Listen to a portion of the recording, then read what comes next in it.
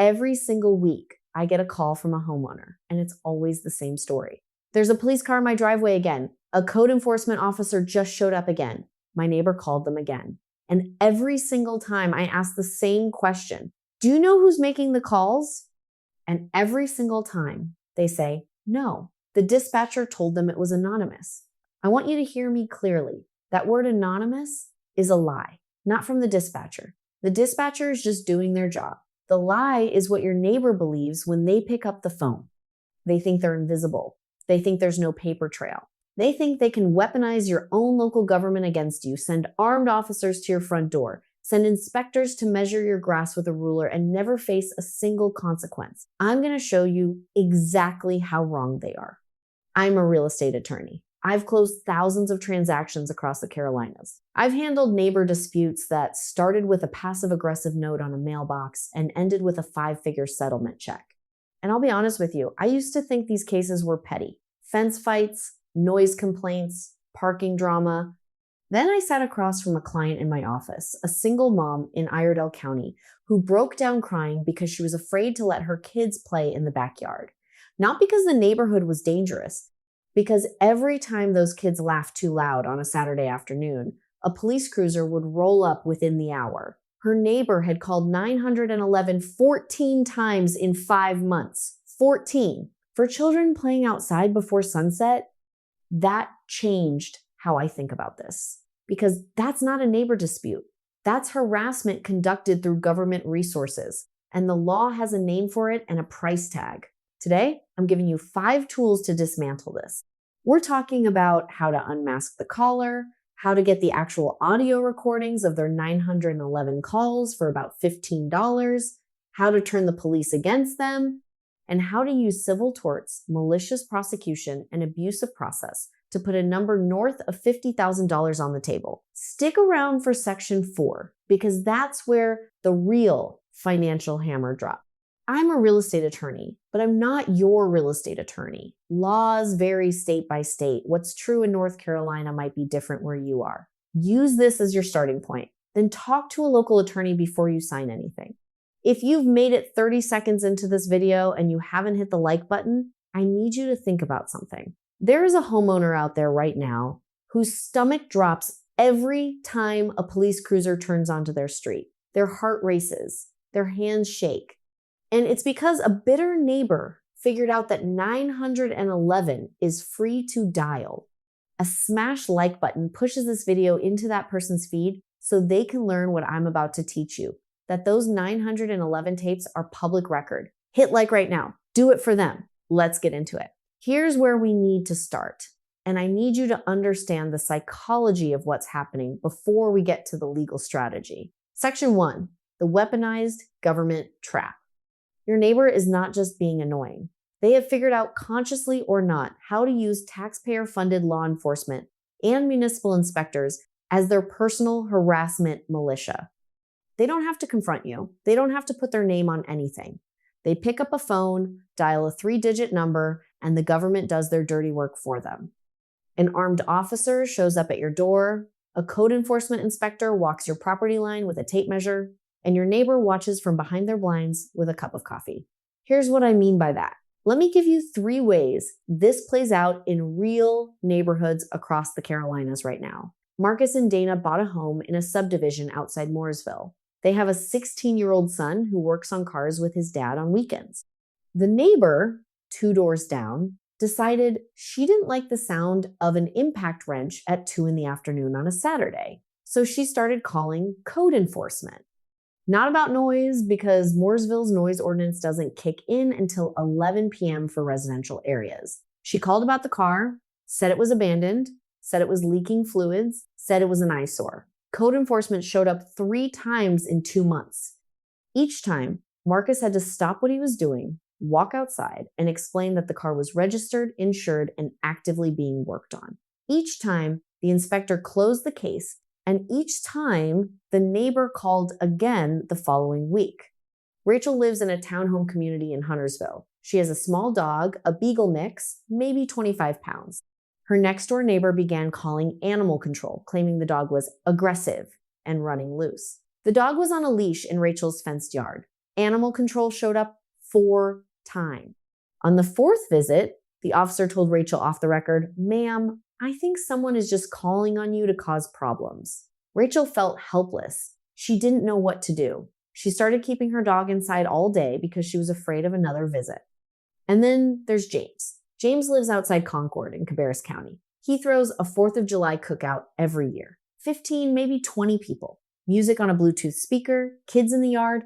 His neighbor, who James had never once had a conversation with, called 911 at 7:45 p.m. on July 4th and reported a large disturbance with possible underage drinking. 2 patrol cars showed up.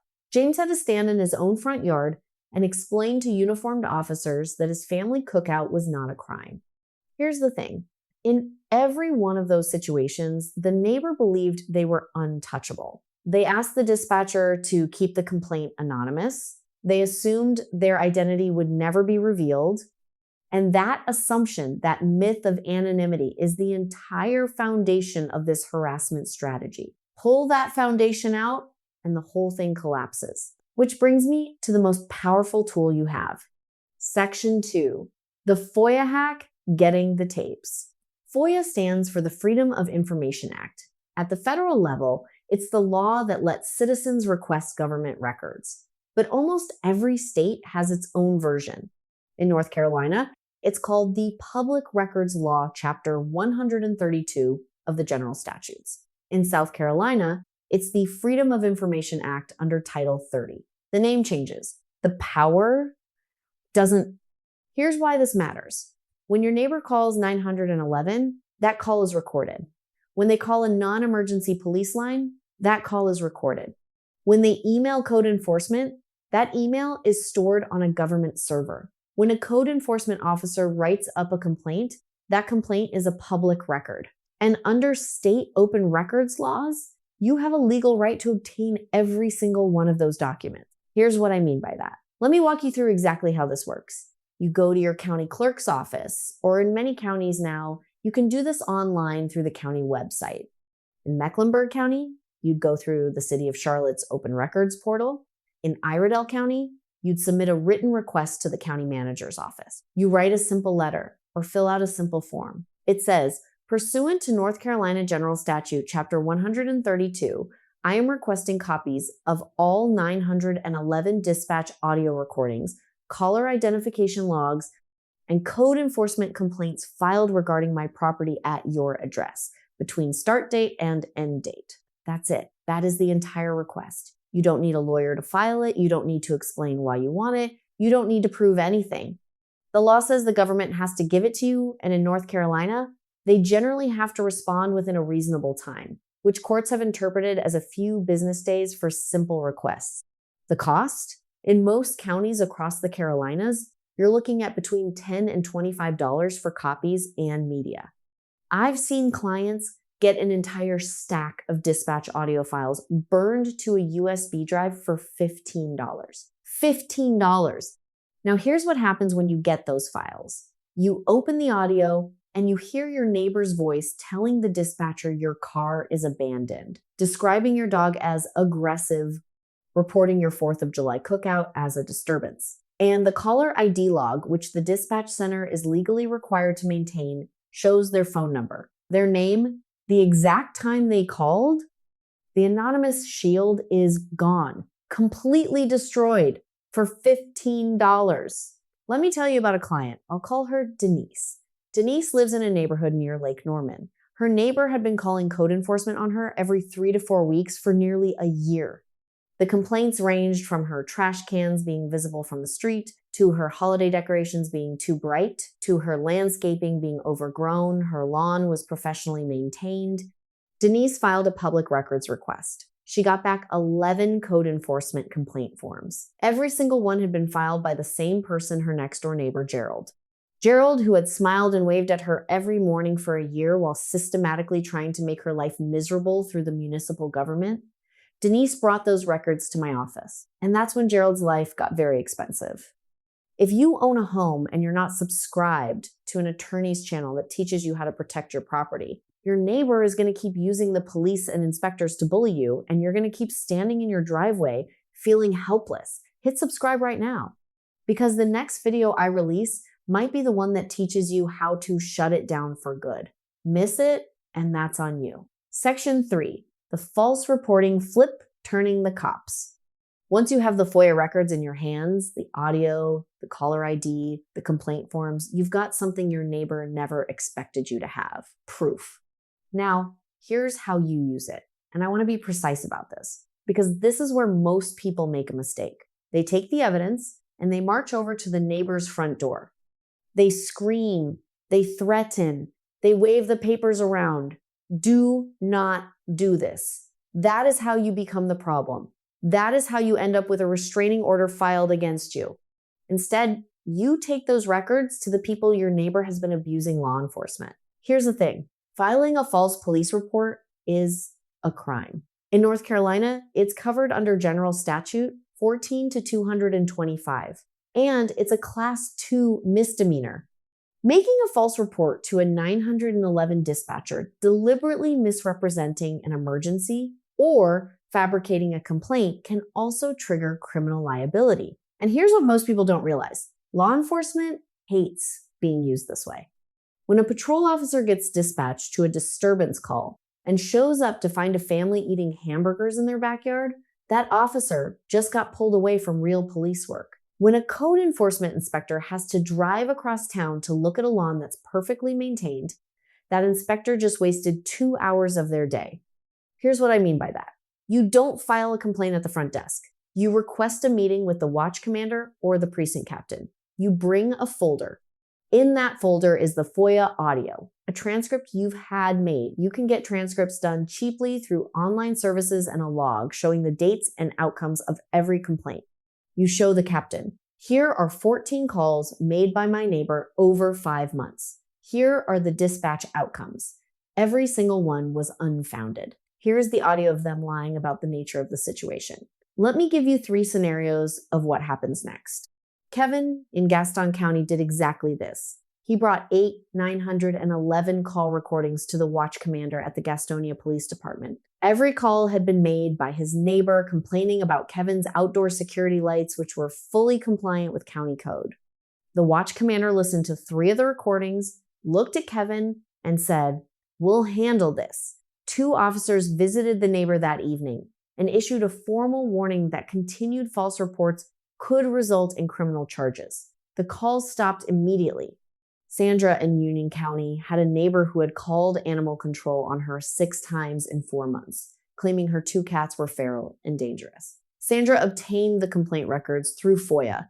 She brought them to the animal control supervisor along with veterinary records proving both cats were spayed, vaccinated, and microchipped indoor cats. The supervisor flagged the neighbor's address in their system. The next time the neighbor called, the dispatcher told her that her complaint history had been reviewed and further unfounded reports would be referred to the district attorney's office. And Thomas lives in a planned community near Kannapolis. His neighbor had been emailing code enforcement weekly, sometimes twice a week, complaining about Thomas's RV, which was parked in his driveway in full compliance with the HOA rules and the city's parking ordinance. Thomas filed his FOIA request and received 23 emails from his neighbor to the code enforcement department. 23, each one more hostile than the last. Thomas brought those emails to an attorney, me, and we drafted a letter to the neighbor that fundamentally changed the dynamic. Which brings us to section 4. Drop a comment right now. Has a neighbor ever called the cops or code enforcement on you for something completely ridiculous? Something that made you stand in your own yard feeling like a criminal for mowing your lawn or having friends over? I read every single comment. Tell me what their fake complaint was, what county you're in, and whether you knew you could pull those records. The comments that come in first are the ones I answer first. If you stay silent, don't expect me to know what topics to cover next. Speak up or stay stuck. Section 4. Malicious prosecution and abuse of process, the financial hammer. Now we're into the money, and I mean serious money. When your neighbor uses a government process 911, code enforcement, animal control, even the HOA complaint process for a purpose it was never designed for, the law doesn't just frown on it. The law creates a cause of action, a right to sue. And in civil court, That right comes with a dollar sign. There are two torts that apply here, and I want you to understand the difference because your attorney will need to pick the right one or both. The first is malicious prosecution. This applies when someone initiates a legal or governmental proceeding against you, like a criminal complaint without probable cause and with malice. The key elements are the proceeding was initiated by the neighbor, it was done without probable cause, it was motivated by malice or an improper purpose, and the proceeding terminated in your favor, meaning the complaint was dismissed or found to be baseless. Here's what that looks like. Your neighbor calls 911 and says you're running an illegal business out of your garage. The police investigate, they find nothing. The complaint is closed. Your neighbor does it again 2 weeks later, same result. They do it a third time, same result. That pattern repeated baseless complaints that are consistently dismissed is textbook malicious prosecution. Each dismissed complaint strengthens your case because it proves there was never probable cause to begin with. The second tort is abuse of process.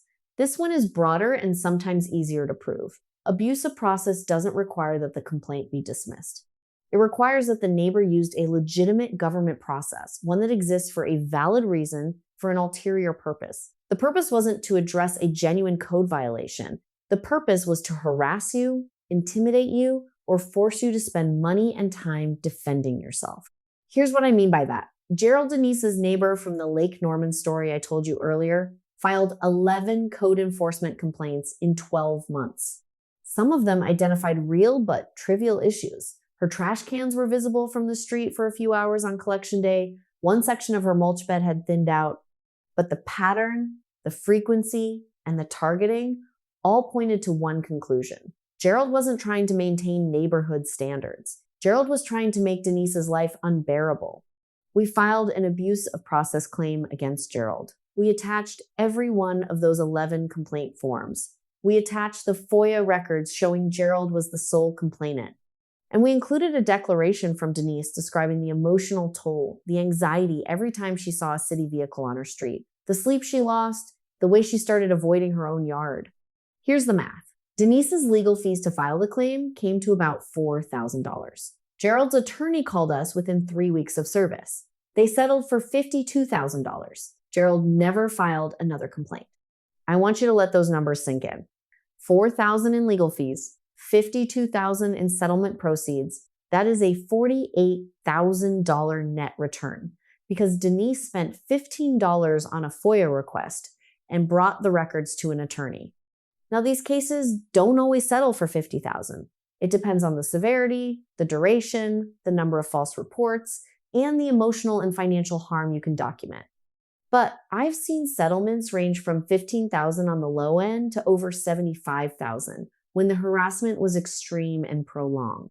And here's the part nobody tells you most neighbors. Fold the moment they receive the lawsuit because they never expected consequences. They thought the anonymous complaint line was a one-way mirror. It's not. Stop scrolling for a second. Open your phone. Find the person you know, your sibling, your coworker, your neighbor on the other side, the one dealing with a neighbor who won't stop calling the city on them. Send them this video. Not later, not tomorrow, right now. Because if they don't know they can pull those 911 recordings, they're going to keep standing in their driveway feeling powerless while their neighbor drinks coffee behind the blinds. One text, one link. Do it before you forget. Section 5, the paper trail protocol, your step-by-step action plan. Everything I've taught you today depends on one thing, documentation. Without a paper trail, you have a story. With a paper trail, you have a case. And I'm going to give you the exact protocol I tell my clients to follow. Step 1, start a logbook, a physical notebook, or a dedicated document.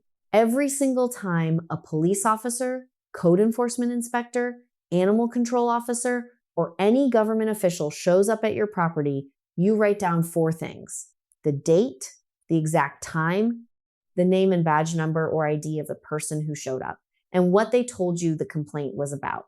If they'll give you a case number or reference number, write that down too.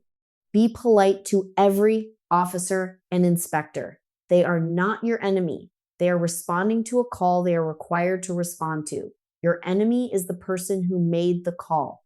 Step 2, file the FOIA request. You now know how to do this. Go to your county clerk's office or your municipality's open records portal.